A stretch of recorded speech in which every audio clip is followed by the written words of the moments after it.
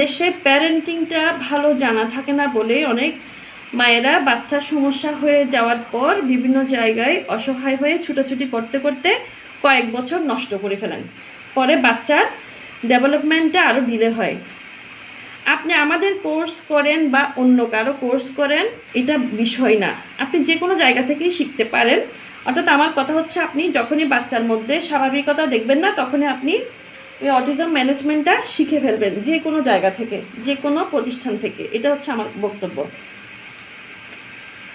আচ্ছা, এরপর আসি, বাচ্চার ম্যানেজমেন্ট করার আগে জরুরি দরকার আপনার নিজের স্ট্রেস ম্যানেজমেন্ট।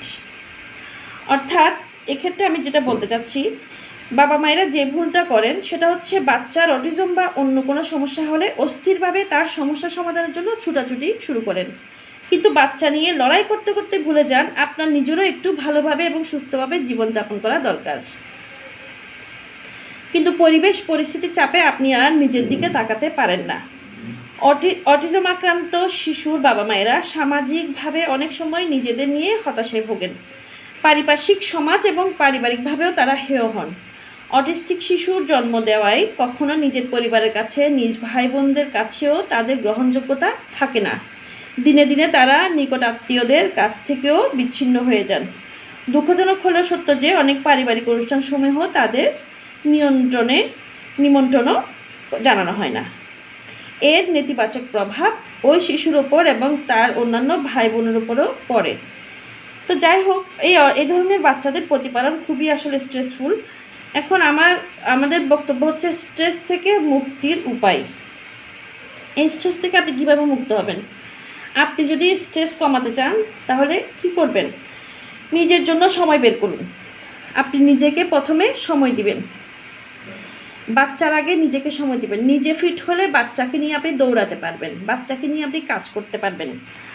তাহলে নিজের জন্য সময় বের করুন। রোজ সকালে উঠে এক্সারসাইজ করুন, এতে শরীর ও মন দুটোই ভালো থাকবে। নিত্যদিনের স্ট্রেস বা ধকল কমাতে মেডিটেশনের বিকল্প নেই। প্রতিদিন ভোরে আপনি এটি অনুশীলন করতে পারেন। এতে আপনি প্রশান্ত ও সতেজ থাকবেন এবং দ্বিগুণ কর্মশক্তি নিয়ে কাজ করতে পারবেন। এছাড়া ব্যায়াম করতে পারেন, নিয়মিত হাঁটা চলা করতে পারেন। আমরা আমাদের কোর্সে, অটিজম ম্যানেজমেন্ট কোর্সে, এই বিষয়টা নিয়ে যথেষ্ট পরিমাণ কথা বলেছি। আরও অনেক কথা আছে। আসলে এই ডেমো ক্লাসে আসলে সব কিছু বোঝানো সম্ভব না, যেহেতু আমাদেরকে আরও অনেক কিছু বলতে হবে। এছাড়া আরও বলা যায়, পজিটিভ চিন্তা করুন, যে কোনো পরিস্থিতিতে পজিটিভ থাকুন, পছন্দের বই পড়ুন। আসলে অনেক কিছু আছে। আমরা এই স্ট্রেস ম্যানেজমেন্টের উপর আমরা একটা ভালো ক্লাস দিয়েছি আমাদের অটিজম ম্যানেজমেন্ট কোর্সে, যেটা করলে আমাদের কোর্সটি করলে আমাদের কোর্সের মধ্যে এই স্ট্রেস ম্যানেজমেন্টের উপর আপনি অনেক বেশি আইডিয়া পাবেন, যেটা আপনি নিজের জীবনে কাজে লাগাতে পারবেন। কারণ আপনার নিজের জীবন সুন্দর হলে আপনার বাচ্চার জীবনটি সুন্দর হবে। এরপর আসি, বাড়িতে বসে ম্যানেজমেন্ট কিভাবে শুরু করবেন। এখন বাড়িতে বসে অটিজম ম্যানেজমেন্ট করার প্রথম পদক্ষেপ হিসেবে আপনাকে অবশ্যই একজন প্রফেশনাল থেরাপিস্টের মাধ্যমে একটা ম্যানেজমেন্ট প্ল্যান তৈরি করতে হবে। সেই প্রফেশনাল আপনাকে ওই ম্যানেজমেন্ট প্ল্যানটি বুঝিয়ে দিবেন, এবং বুঝিয়ে পাওয়ার পর আপনি যে কৌশল বা যে স্ট্র্যাটেজি ফলো করে আপনার বাচ্চাকে, উনি যে ইনস্ট্রুমেন্ট ফলো করে যে থেরাপিগুলো দিচ্ছে, আপনি সেই থেরাপিগুলো অবশ্যই নিজে দাঁড়িয়ে থেকে দেখে শিখে নেবেন। এটা শেখার পর প্রফেশনালের অধীনে যখন আপনার বাচ্চার থেরাপি সেশনগুলো সফলভাবে পরিচালিত হবে, কয়েকটি সেশন পরিচালিত হওয়ার পর, তখন আপনি পাশাপাশি একজন অভিভাবক হিসেবে থেরাপি কার্যক্রমগুলো আপনি শিখে নেবেন সংশ্লিষ্ট থেরাপিস্টের মাধ্যমে। যখন সেশন চলাকালীন সময়গুলোতে আপনি থেরাপিগুলো নিয়ম ও রুটিন করে বাসায় দেওয়ার ব্যবস্থা করতে পারেন। এতে আপনার অর্থ ও মূল্যবান সময় অনেকখানি সাশ্রয় হবে। অর্থাৎ আপনি শিখে নিলে আপনি বাসায় আপনার মতো করে সব কিছু সেট আপ করে দিতে পারবেন, থেরাপিগুলো বাসায় ম্যানেজমেন্ট করতে পারবেন। এতে আপনার সময় বেঁচে যাবে, খরচ বেঁচে যাবে। আচ্ছা, এছাড়া আরও অনেকগুলো কৌশল আছে। আসলে বাড়িতে বসে অটিজম ম্যানেজমেন্টের অটিজম ম্যানেজমেন্টের মূল বিষয় হচ্ছে আসলে খেলা।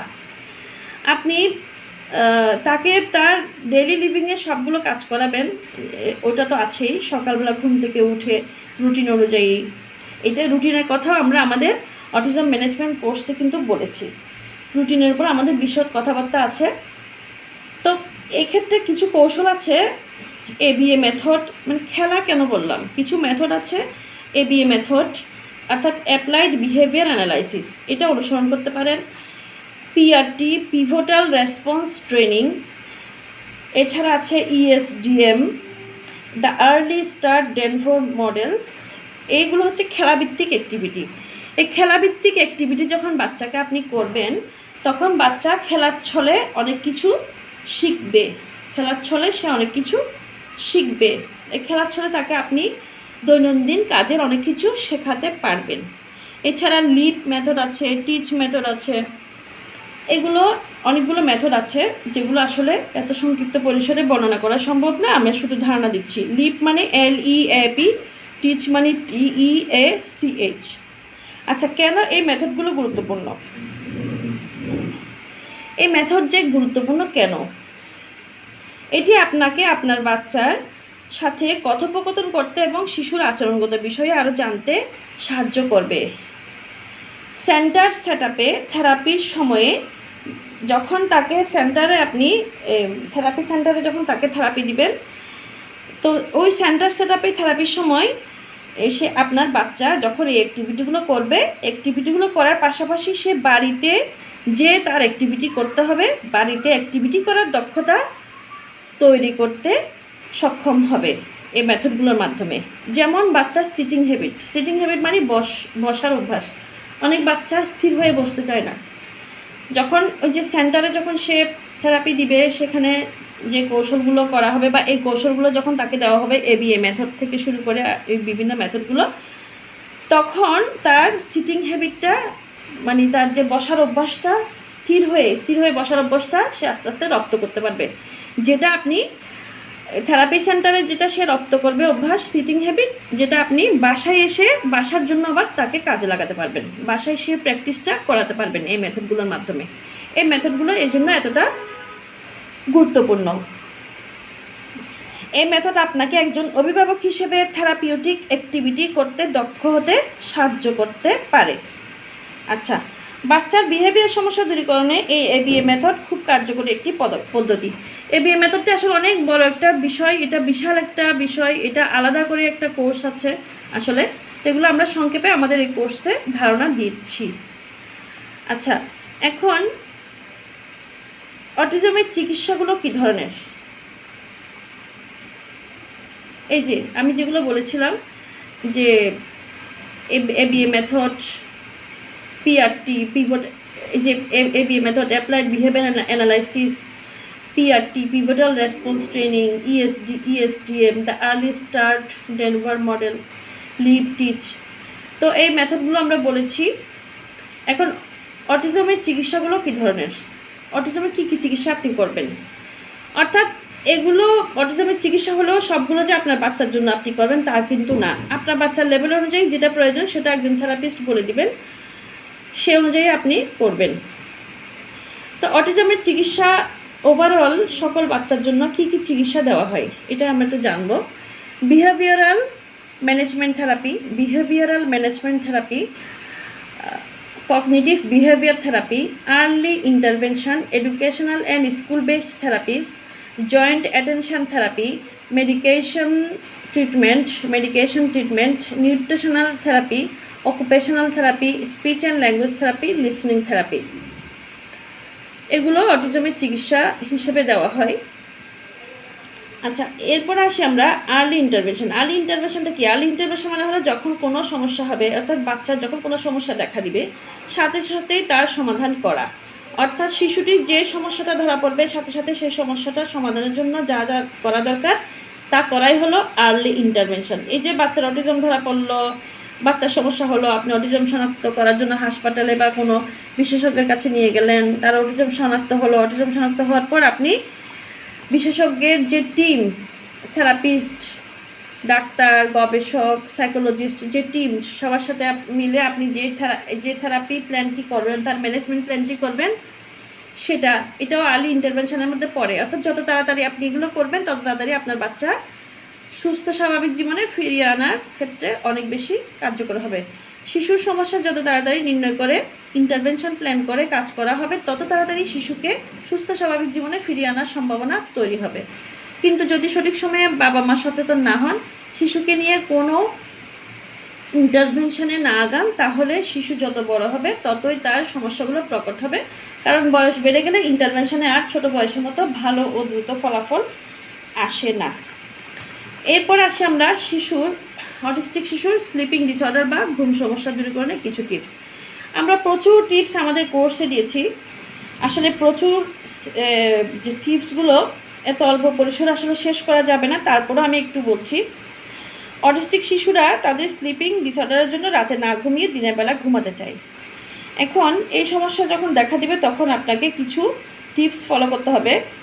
আসলে এখানে একটা জিনিস মনে রাখবেন যে কোনো সুনির্দিষ্ট ফর্মুলা দিয়ে অটিস্টিক শিশুদের ঘুম পাড়ানোর সর্বসম্মত কৌশল বা টেকনিক এখন পর্যন্ত আসলে জানা নেই। প্রতিটি অটিস্টিক শিশুই আলাদা ধরনের। অর্থাৎ আপনার শিশুকে আপনি কিভাবে কোন কৌশলে তার ঘুম সমস্যা দূর করবেন সেটা আপনাকেই বের করতে হবে। তারপরে কিছু টিপস আমি শেয়ার করছি।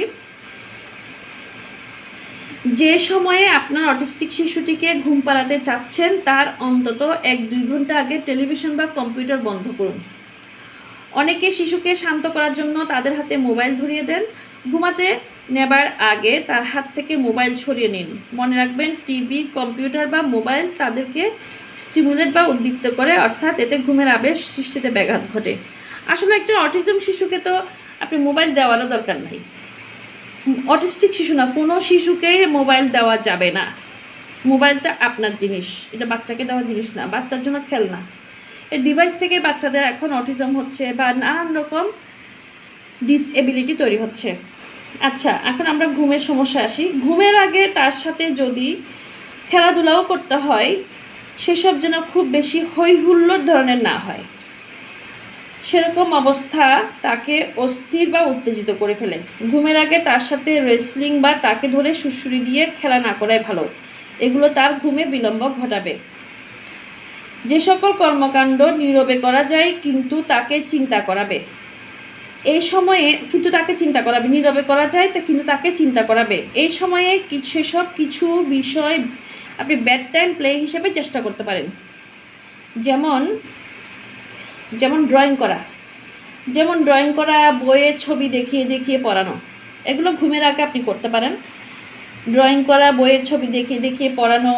তারপর হতে পারে পাজেল মেলানো, এসব খেলা ঘুমের সময় করানো যেতে পারে। এছাড়া হালকা মিউজিক অনেক শিশুকে রিল্যাক্স করে এবং সেটি তাদের ঘুমের জন্য সহায়ক হয়। এই সংক্ষেপে কিছু টিপস আমি এখানে শেয়ার করলাম। এটা আমাদের অটিজম ম্যানেজমেন্ট কোর্সে আরও অনেকগুলো টিপস আছে। আসলে এতগুলো টিপস মনে করেন এত সংক্ষিপ্ত পরিসরে আসলে কঠিন। আমি চেষ্টা করছি বোঝানোর জন্য যে এগুলো আমাদের কোর্সে আমরা আলোচনা করেছি। আপনার শিশুকে আই কন্ট্যাক্ট বা চোখের যোগাযোগ করতে শেখান। অনেক শিশুরই আই কন্ট্যাক্ট থাকে না, বেশিরভাগ শিশুরই আই কন্ট্যাক্ট থাকে না। আই কন্ট্যাক্ট বা চোখের যোগাযোগ করা শেখা একটি গুরুত্বপূর্ণ দক্ষতা। তাই এমন কিছু যা আপনার সন্তানকে তাদের আগ্রহের বাইরে কী আছে সেদিকে মনোযোগ দিতে সহায়তা করতে পারে। তো এখন বিষয়টি তার জন্য ততটাই কঠিন, এটি অর্জনে কিছু সময় লাগতে পারে। তো ধৈর্য ধরুন এবং বিভিন্ন প্রক্রিয়া অবলম্বন করে মজাদার খেলার মতো ধাপে ধাপে তাকে আপনি বিভিন্ন অ্যাক্টিভিটির মাধ্যমে তাকে আই কন্ট্যাক্ট বা চোখের যোগাযোগটা শেখাতে পারেন। যেমন কীভাবে শেখাবেন, কোন প্রক্রিয়ায়? যেমন তাকে আপনি তার নাম ধরে ডাকুন এবং তার পছন্দের খেলনাটি তার দৃষ্টিসীমার মধ্যে রাখুন। ধীরে ধীরে আপনার চোখের দিক থেকে খেলনাটি সরান। অবশেষে বস্তুটি দেখার জন্য আপনার সন্তানের চোখ আপনার চোখের দিকে নিবদ্ধ করবে। পর্যাপ্ত অনুশীলন করতে পারলে যখন আপনি তাদের নাম ধরে ডাকবেন তখন আপনার সন্তান আপনার চোখে চোখ রাখতে শুরু করবে। এছাড়া আরও অনেকগুলো টিপস আমাদের কোর্সে শেয়ার করেছি, যেমন মিউজিক্যাল টয়, লাইটিং খেলনা, তাছাড়া বাবেলস ফুলিয়ে আরও অনেকগুলো বিস্তারিত আমরা আলোচনা করেছি। এগুলো আসলে অনেকগুলো টিপস, কোনটা যে আপনার বাচ্চার জন্য কার্যকর হবে আসলে বলা যায় না। এই টিপসগুলো ফলো করলে আপনারা কোনো না কোনো টিপস আশা করি সফল হবে ইনশাল্লাহ। এরপরে আমরা দেখব মনোযোগ বৃদ্ধি, কারণ অটিজম বাচ্চাদের মনোযোগ বৃদ্ধি করা আরেকটি গুরুত্বপূর্ণ কাজ। তো মনোযোগ বৃদ্ধি, আপনার সন্তানের মনোযোগ বৃদ্ধির জন্য কি করবেন? সন্তানের অ্যাক্টিভিটি করার সামর্থ্য সম্পর্কে ধারণা লাভ করুন, অর্থাৎ সে কোন কাজটি ভালো করতে পারে। তো আপনার শিশু যে সমস্ত ক্ষেত্রে পারদর্শী সেদিকে নজর রাখুন। উদাহরণস্বরূপ তাদের সঙ্গীতের প্রতি দক্ষতা থাকতে পারে। আপনার শিশুর গুণগুলো বিবেচনায় রেখে তাকে সাহায্য করতে পারেন। আপনার বাড়ির টুকটাক কাজে সাহায্য করার মতো তাকে ট্রেন আপ করার চেষ্টা করুন। বাজারে নিয়ে যান বা এই রিক্সা ভাড়া নিয়ে দরদাম করার অভ্যাস করুন। এছাড়া আরও অনেকগুলো অ্যাক্টিভিটির সাথে তাকে আপনি যুক্ত করতে পারেন। আচ্ছা, আপনার সন্তানকে এমন কাজে যুক্ত করুন যাতে আগ্রহী হওয়া যায়। আপনার সন্তানের সাথে খেলা করা তার মনোযোগ দেওয়ার ক্ষমতা বিকাশের একটি কার্যকর ফলপ্রসূ উপায়। এইভাবে অনেকগুলো টিপস আছে, এই টিপসগুলো আপনি ফলো করলে তার মনোযোগ বৃদ্ধির জন্য অবশ্যই কাজে লাগাতে পারবেন। এরপরে আমরা আসি অটিজম বৈশিষ্ট্যের শিশুর বয়সন্ধিকালের সমস্যাগুলো কিভাবে সামলাবেন। আসলে 9 থেকে 12 বছরের মধ্যে অটিজম যে কোনো বাচ্চার, সেটা অটিজম না, যে কোনো বাচ্চাদের বয়সন্ধিকাল শুরু হয়ে যায়। এই সময়টা আপনি কীভাবে সামলাবেন, এটার উপর আমাদের কোর্সে বিশাল আলোচনা আছে, বিশাল আলোচনা। তো এটা আমি জাস্ট বোঝানোর জন্য বলছি, অটিজম বৈশিষ্ট্য সম্পন্ন শিশুদের বয়সন্ধিকাল শুরুর আগে থেকে বিষয়টি নিয়ে মা বাবা, শিক্ষক এবং যত্নকারীকে সচেতন হতে হবে। এজন্য যেসব বিষয়ে নজর দিতে হবে। পূর্ব প্রস্তুতি, অর্থাৎ আপনি জানেন যে আপনার বাচ্চার যখন 9 থেকে 12 বছর বয়স চলছে তখনই আপনার আগে থেকে সচেতন হয়ে যেতে হবে। এই জন্য সচেতনতার প্রথম পদক্ষেপ হিসেবে আপনাকে পূর্ব প্রস্তুতি নিতে হবে। তাকে পূর্ব প্রস্তুতি নেওয়ার জন্য আপনাকে খেয়াল রাখতে হবে তার দেহে, তার মনে কিছু পরিবর্তন আসবে। এক্ষেত্রে কাউকে গল্পের মাধ্যমে, কাউকে ছবি ব্যবহার করে শারীরিক পরিবর্তনগুলো বোঝানোর চেষ্টা করতে হবে। এগুলো হচ্ছে পূর্ব প্রস্তুতি। এছাড়া আমরা আরও বেশ কিছু টিপস বলেছি। নিরাপত্তা, তার নিরাপত্তা সম্পর্কে তাকে সচেতন করতে হবে। তাকে শরীরে স্পর্শকাতর অঙ্গগুলোর নাম শেখাতে হবে, সেগুলো অন্যরা যাতে স্পর্শ করতে না পারে সেজন্য মন্দ স্পর্শ, ভালো স্পর্শ, অর্থাৎ গুড টাচ, ব্যাড টাচ বিষয়গুলো রোল প্লে করে বা ছবির মাধ্যমে বারবার অনুশীলন করে বোঝানোর চেষ্টা করতে হবে। বিশেষ পরিচ্ছন্নতা, দৈনন্দিন সাধারণ পরিষ্কার পরিচ্ছন্নতার পাশাপাশি বয়সন্ধিকালে তার আরও কিছু বিশেষ পরিচ্ছন্নতা সম্পর্কে ধারণা দিতে হবে। বিশেষ করে পিরিয়ডের দিনগুলোতে মেয়ে শিশুকে নিজের যত্ন আর পরিচ্ছন্ন থাকার কৌশল শেখাতে হবে। এছাড়া ছেলেদেরকেও তাদের যে পরিচ্ছন্নতা সম্পর্কে শেখাতে হবে। এক্ষেত্রে বাবা মা একটা বিশেষ ভূমিকা পালন করতে হবে। এগুলো আমরা মোটামুটি আলোচনা করেছি আমাদের কোর্সে। ভাষা ব্যবহারের সচেতনতা, অটিজম বৈশিষ্ট্য বাচ্চাদের সামনে সংবেদনশীল শব্দ, বিশেষ করে যৌনতা সংশ্লিষ্ট শব্দ ব্যবহারে সতর্ক থাকতে হবে। তাকে উপযুক্ত যৌন শিক্ষা দিতে হবে। আগ্রাসী আচরণ নিয়ন্ত্রণ, এই সময়ে বাচ্চারা কি করে, এমনি অ্যাগ্রেসিভ থাকে অনেক বাচ্চা, তারপরে বয়সন্ধিকালে বাচ্চারা আরও অ্যাগ্রেসিভ হয়ে যায়। এই অ্যাগ্রেসিভ বা আগ্রাসী আচরণ নিয়ন্ত্রণ করার কৌশলগুলো আপনাকে আগে থেকে শিখতে হবে এবং তাকে আগে থেকে আপনার নিয়ন্ত্রণ করা শুরু করতে হবে। এই বিষয়গুলো নিয়ে আমাদের কোর্সে মোটামুটি আলোচনা করেছি, ভালোই আলোচনা করেছি। তো সংক্ষেপে আমি বোঝানোর চেষ্টা করলাম যে আমরা কি করব।